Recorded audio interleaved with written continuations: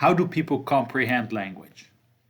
This is, of course, a very fundamental ability, and it comes into play both when you're reading language, but also when you're speaking with somebody. So how does this process work?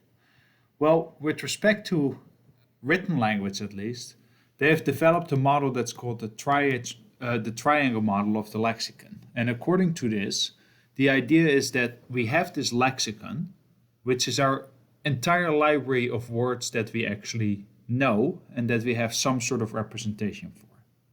Now, those representations of words are not just some sort of static things that are just about the way they're spelled and so forth, but they also contain the way they're pronounced, what part of speech they may form, what they mean, and so forth.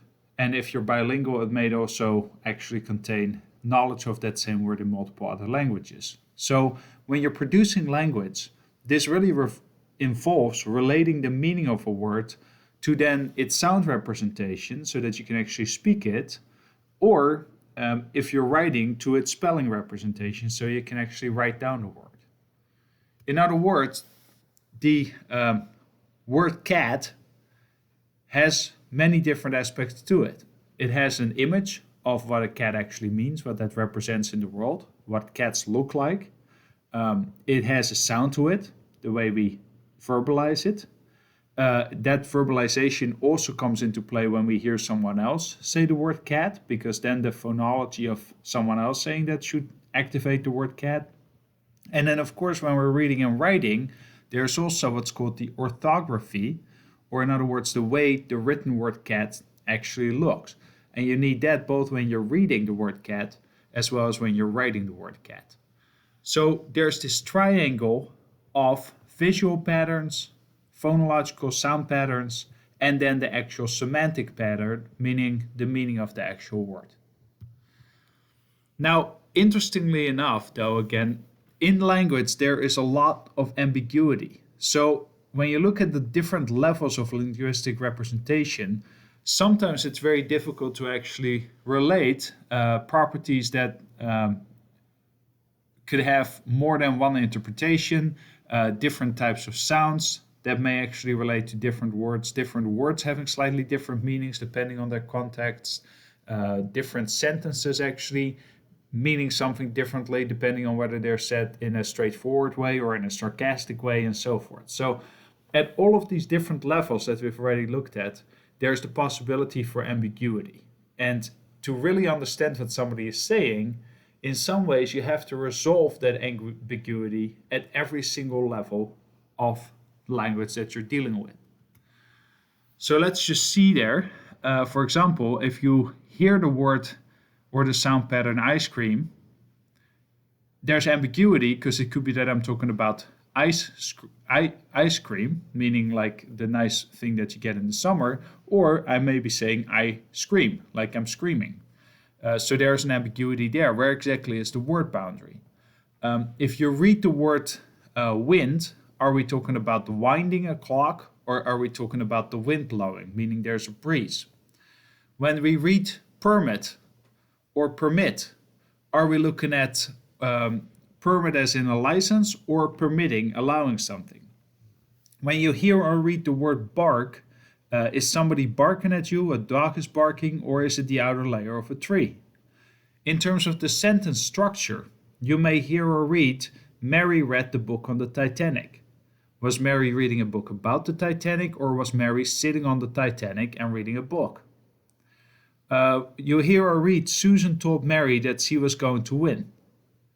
Did Susan mean that she was going to win, Susan was going to win, or did she tell Mary that she thought Mary was going to win? So there's all this ambiguity at all of these levels of language, and during comprehension we have to resolve all of that ambiguity. Now when we look at speech perception, we can actually record the sound pattern in what's called a spectrogram, and that's a two-dimensional display, a visual display of what speech actually in time looks like. So the frequency of the sound are different frequency waves, and this actually shows you what kind of frequencies are coming across in the speech. So this is somebody saying, we were away a year ago, And this is the visual pattern of the different frequency bands that show activation at different points during the pronunciation of that sentence. So you see here that the pattern is actually composed of a whole range of different frequencies. This is over time, right, going from left to right.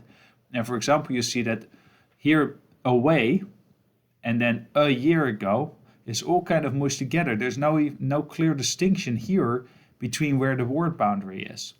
It's a little more clear over here between were and away. There's a pause where there's not a whole lot of frequencies happening, so that helps with the word boundaries that you need to identify. The same thing over here. A year pause ago, you see that there's a hole right there. But all in all, you see that there's actually sometimes a lot of overlap, that there's not a clear demarcation here of where one word is supposed to end and the next word is supposed to start. So that is interesting.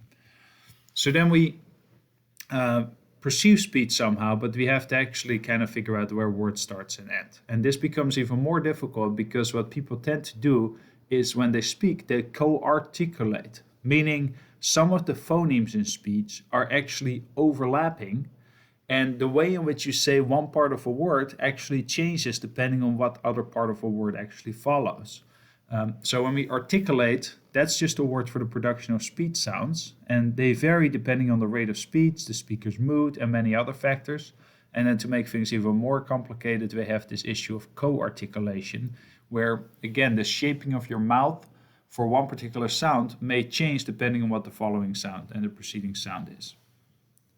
So during speech perception, they've done some interesting studies, and here's one interesting study by Michael Spivey and Mark Grosjean and Günter Knoblich that they did in 2005, where they wanted to see, with some continuous measurement, how people actually figure out sound patterns that they're hearing.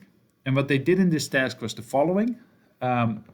They had participants click on a starting point with a mouse, and they saw two pictures. And these two pictures were either words that were phonologically similar, meaning candle and candy, or they were different from each other, for example, cucumber and picture. Now for cucumber and picture, you can almost immediately decipher which one of the two it's going to be at the very start of the sound pattern. For candy and candle, however, there is much more competition there because these words sound much more similarly. And what we interestingly see is that as people started moving and more of this word was being played, you see that the ambiguity here is actually reflected in when you're comparing the candy candle conditions, the white dots, to a condition like cucumber picture, which is the black dots. Right? And this is just two different cases. This is not that these are trajectories from cucumber and picture. The black trajectories are from cucumber and picture. The white trajectories are from candy and candle. What you see is in both cases that the cohort condition, words that sound similarly, take a longer time to decipher, and you get more attraction, more movements towards the irrelevant word. When we're saying can, so people are going kind of straight up, and then D comes, people are still candle, people are still veering more towards candy than they would have if this had been a picture or a cucumber. So what this suggests is that when we're listening to speech, there's this gradual weeding out, and with every little sound pattern that's coming in, we're reading down the active words in our cohort, and eventually we only have one left, and that determines which word we're actually perceiving.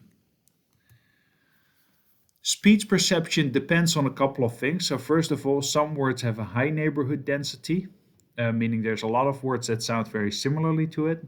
And then there's some words that have a very small neighborhood density. So for example, xylophone has a very small neighborhood density, whereas something like where has a very high neighborhood density.